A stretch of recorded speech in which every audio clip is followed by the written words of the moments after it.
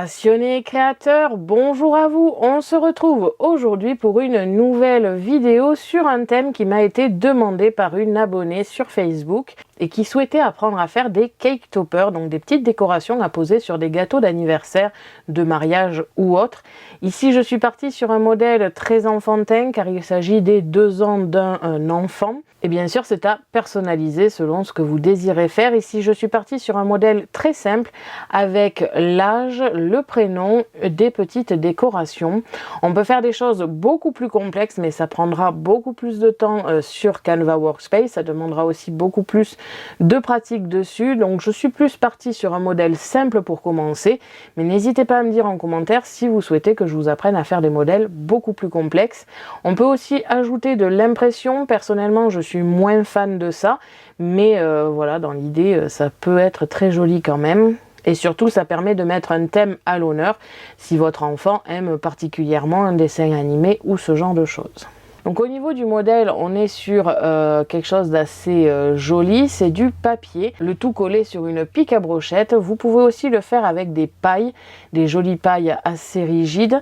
Ça peut être très très sympathique et surtout il vous faut quelque chose de long, d'assez dur pour pouvoir être planté dans un gâteau et que ça tienne bien droit tout simplement.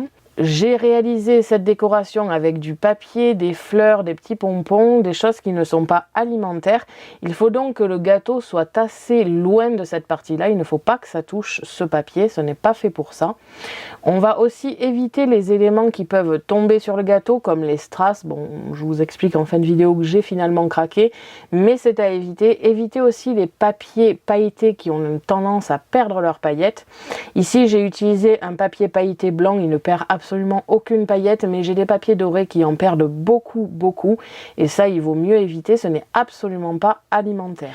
Donc voilà dans l'idée ce que l'on peut obtenir, et on va de suite passer au matériel, et ensuite au tutoriel.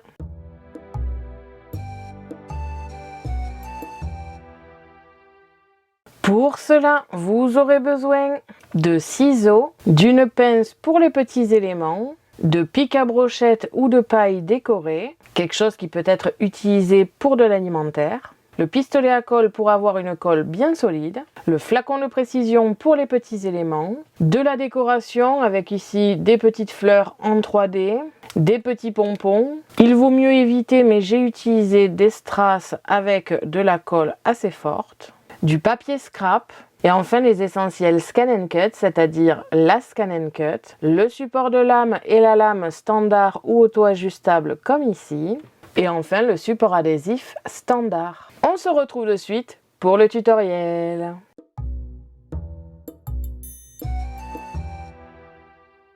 On se retrouve comme d'habitude sur Canva Workspace, le programme de la Scan & Cut, pour dans un premier temps analyser le fichier d'aujourd'hui et dans un second temps apprendre à le reproduire. Étant donné que c'est un modèle relativement simple, je vais vous apprendre à peu près en temps réel à le reproduire. S'il y a des choses qui durent un petit peu trop longtemps, je l'accélérerai peut-être, mais dans la grande majorité, ça devrait être en temps réel. Et on va donc apprendre à réaliser, comme vous avez pu le voir dans l'introduction, un cake topper, en l'occurrence celui-ci, avec les 2 ans d'un enfant. Ici, pour un premier modèle de cake topper, je souhaitais partir sur quelque chose de très simple que même les débutants puissent reproduire. Et je trouve que même par rapport à sa simplicité, il sera très joli à mettre sur un gâteau. Je le précise aussi parce que j'ai oublié de le préciser dans le reste de la vidéo, c'est du papier, donc on ne met pas de bougie sur le gâteau. Ce n'est pas fait pour ça, le papier risquerait de brûler.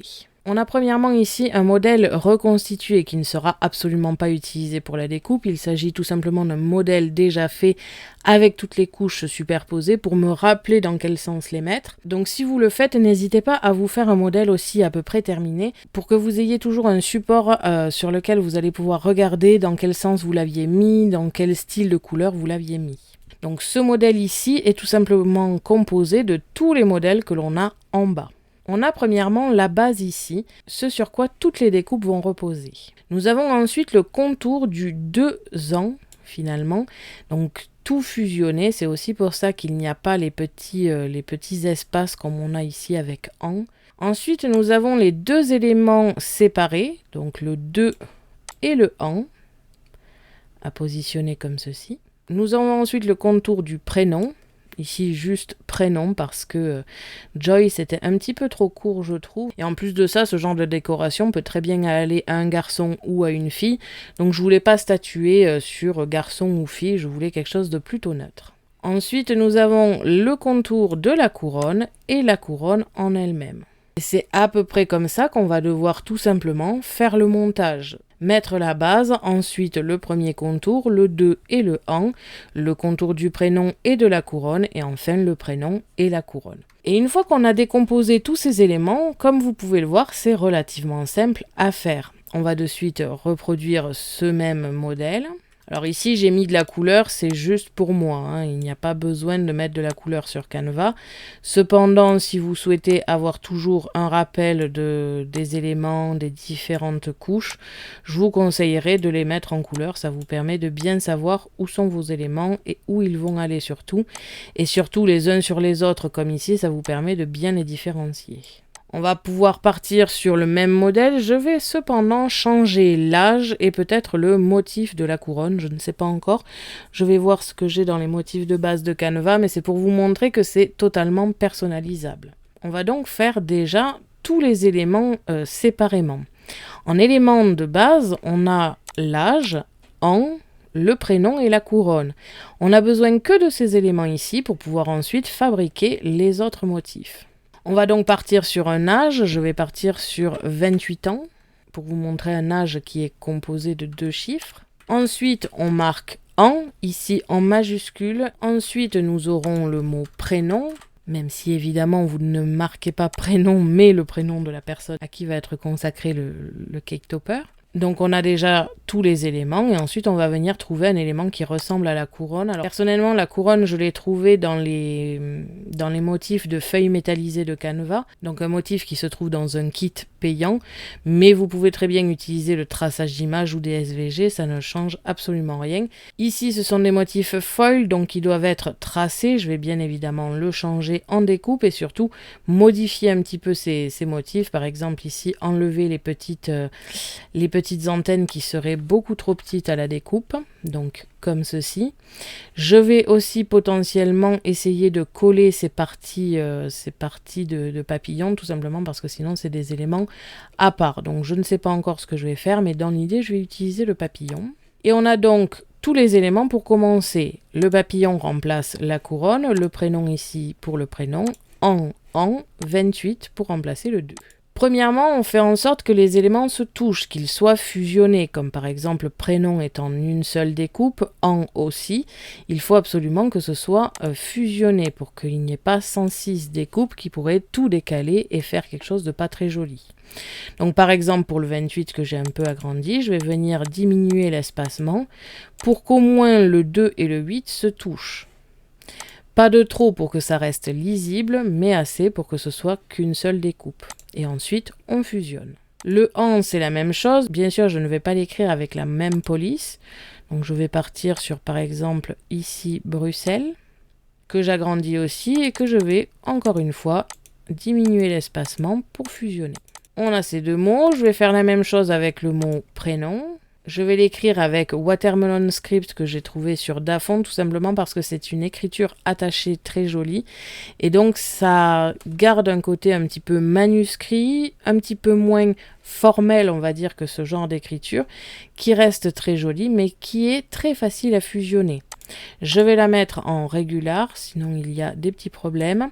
Et je vais pouvoir fusionner de suite parce que c'est une écriture qu'on n'a pas besoin de changer l'espacement, elle est prévue pour être attachée. On a donc le prénom, l'âge, le papillon et on va réaliser notre composition. À partir d'ici, on ne fusionne plus rien pour l'instant, on va faire notre composition et ensuite on va le copier et faire nos compositions fusionnées. Donc je vais déjà partir sur la taille d'un âge assez large, je vais par exemple partir sur 90 de largeur. Le mot en va être légèrement plus petit, ici ça me correspond plutôt bien. Je vais le positionner un petit peu à l'intérieur comme si ça allait être fusionné. Je vais ici faire en sorte que ce soit centré. Je vais positionner le prénom ici. Alors pour l'instant ça ne ressemble un petit peu à rien mais ce n'est pas grave, on va changer ça après. Et je vais modifier ici mon papillon pour que la découpe se passe correctement. Déjà, je vais la passer en coupé. Je vais enlever la couleur de remplissage et je vais mettre le contour en noir. Une fois que mes modifications sont faites, je vais venir ici un petit peu centrer le tout et surtout, je vais ajouter de la couleur à mes éléments pour qu'ils se superposent correctement et que je vois ce que ça pourrait donner. Étant donné que j'ai mis un papillon, je vais partir sur quelque chose de plutôt féminin. Bien sûr, ça ne veut rien dire, mais là, pour le coup, je trouve ça plus joli. Donc, je vais partir sur des couleurs plutôt féminines. Je vais aller dans les couches pour gérer le papillon et le mettre au-dessus du 28 ans. Et pareil, le 28 sera en dessous techniquement du an. Donc, si je viens ici le mettre, quand on le voit, on voit que c'est bien en dessus. Ici, ça me convient plutôt bien. Je vais donc pouvoir grouper la totalité pour l'instant. Ici, nous avons tous nos éléments qui sont bien séparés les uns des autres. On va donc dupliquer cette forme 2 fois. La première ici va être tout simplement de fusionner la totalité pour avoir un modèle qui ressemble un petit peu à rien, je vous l'avoue, mais c'est totalement normal. On va venir ici tout simplement ajouter un décalage de 5 mm. Ce qui fait quelque chose d'assez large, mais comme on va rajouter aussi des décalages à notre modèle de base, ça ne fera pas si large que ça. Et je viens supprimer cette forme que l'on vient de créer, car ça ne nous sert plus à rien.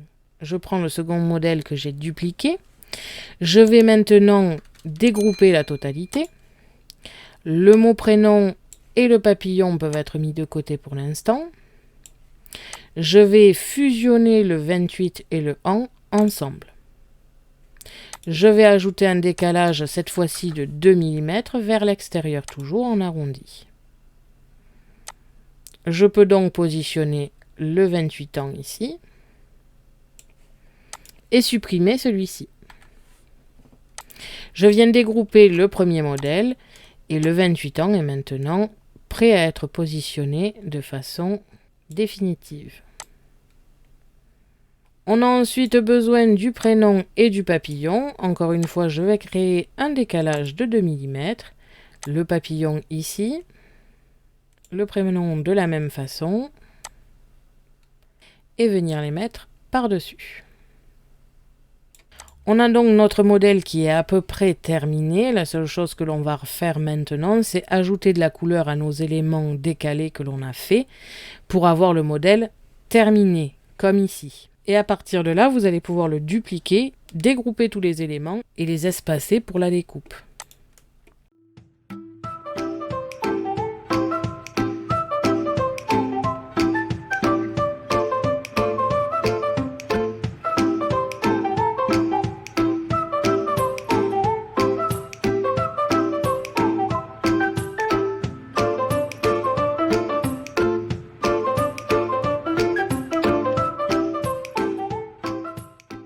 Et on a ici notre modèle terminé et groupé.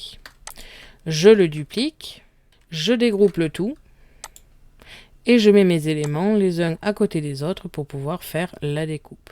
Comme je vous l'ai dit au début de cette partie, le modèle terminé peut être supprimé. Si vous n'en avez absolument pas besoin, vous pouvez totalement le supprimer si ça peut vous perturber ou autre. Le plus important ici sur Canva et surtout sur la Scan & Cut, c'est de garder les découpes bien séparées, tous les contours et compagnie. Et comme vous pouvez le voir, on obtient quelque chose de très joli, très féminin et très facile à faire, car il ne s'agit finalement que de texte et de motifs pris dans Canva directement. Ici, c'est un tutoriel assez spécial car le fichier que je vais vous fournir, évidemment, ne sera pas terminé. Il va falloir faire vos propres motifs et ensuite vous aider de ma vidéo pour réaliser le motif sur Canva et faire le montage ensuite. Mais je tiens tout de même à vous laisser le fichier FCM tout simplement pour que vous ayez bien tous les éléments dans votre tête pour ensuite le faire personnaliser à votre projet. Une fois que vous aurez terminé la fabrication de votre modèle, vous cliquerez sur Fichier, Exporter, transférer le fichier en FCM. Vous choisirez votre moyen de transfert. Personnellement, je vais choisir via Internet. Et on va de suite se retrouver sur la Scan & Cut pour les découpes.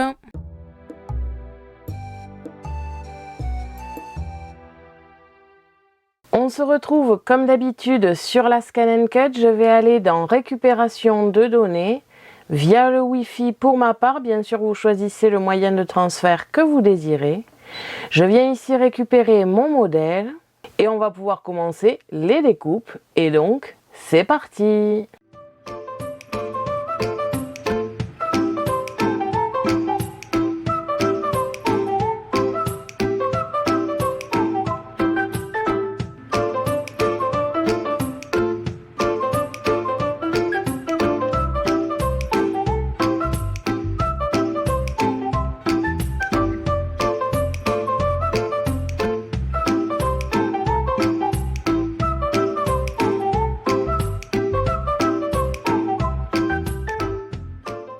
Quand vous avez terminé toutes les découpes, on va pouvoir passer au montage et à la décoration.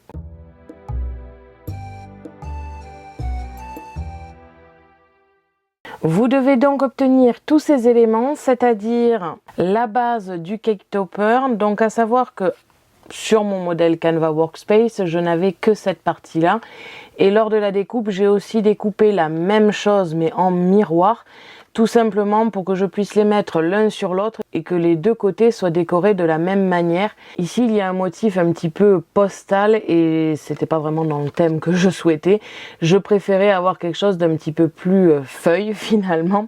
Donc voilà, j'ai décidé tout simplement de faire ça pour la décoration et aussi par la même occasion ça va me servir à mettre la pique à brochette entre les deux parties et donc à un peu camoufler cette pique à brochette et à bien la coller et la fixer.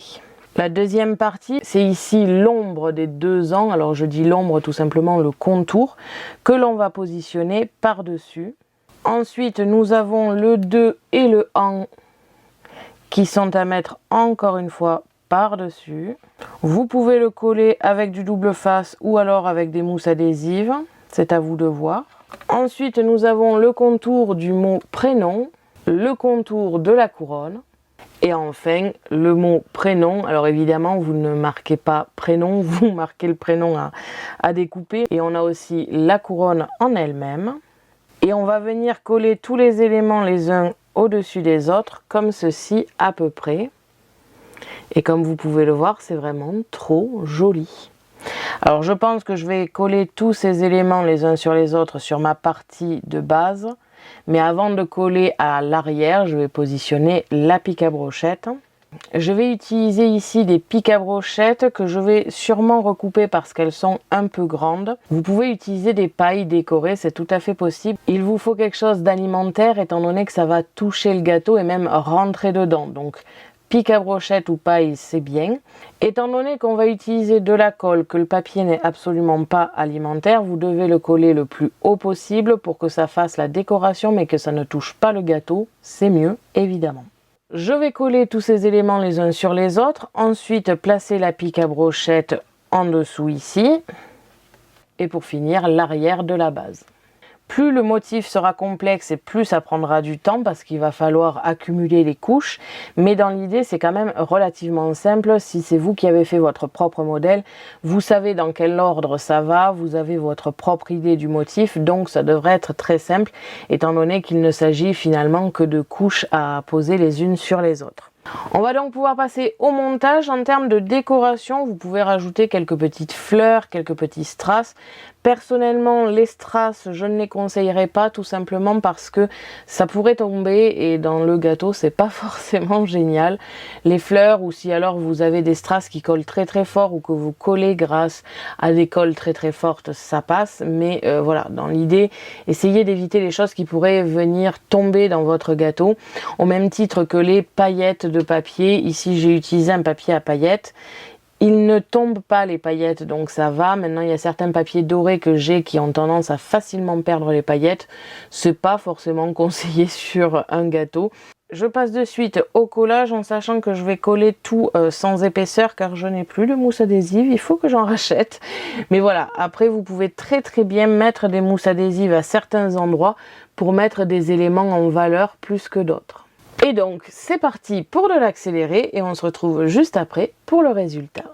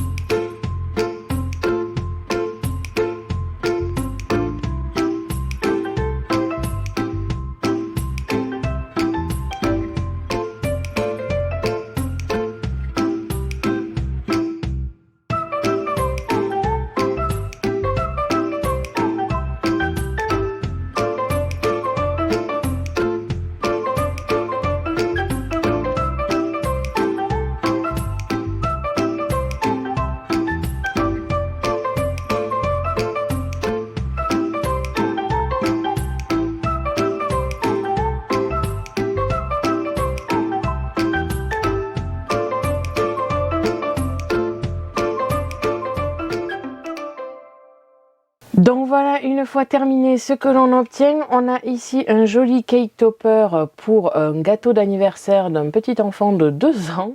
Comme vous avez pu le voir dans l'accéléré, c'est vraiment très simple à faire, il n'y a pas grand chose de compliqué. Il suffit juste de poser les couches les unes sur les autres et de rajouter quelques petits éléments de décoration. Ici j'ai rajouté des fleurs avec le pistolet à colle, tout simplement parce que c'est très solide le pistolet à colle, donc ça n'aura pas tendance à tomber dans le gâteau. J'ai fait la même chose avec le petit pompon ici. J'ai tendance à pas trop savoir où les placer ces pompons, et ici je trouvais que ça faisait... c'était totalement dans le thème. Même si j'ai dit que je ne le ferais pas, j'ai rajouté un petit strass ici. Je l'ai collé avec le flacon de précision. En principe, c'est une colle qui colle pas mal, donc ça ne gênera pas trop. Même si, de toute façon, j'aurais pas mis de strass en règle générale pour ce genre de décoration que j'aurais mis sur un gâteau. Ici, c'était pour faire joli, pour montrer en photo. Mais voilà, dans l'idée, si je l'avais vraiment mis pour un anniversaire sur un gâteau, je n'aurais pas mis de strass. J'aurais un petit peu trop peur que ça tombe dans le gâteau.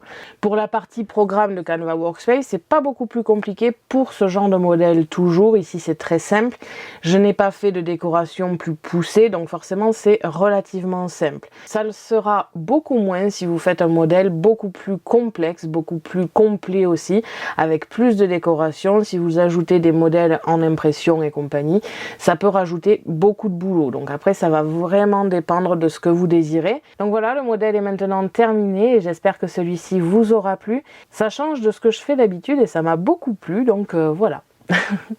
Merci à tous d'avoir regardé ma vidéo, n'hésitez pas à me poser des questions ainsi qu'à me dire en commentaire ce que vous avez pensé de cette création. Je vous invite à me suivre sur mon blog ainsi que mes réseaux sociaux que vous pouvez retrouver dans la description de la vidéo. À la prochaine pour de nouvelles créations.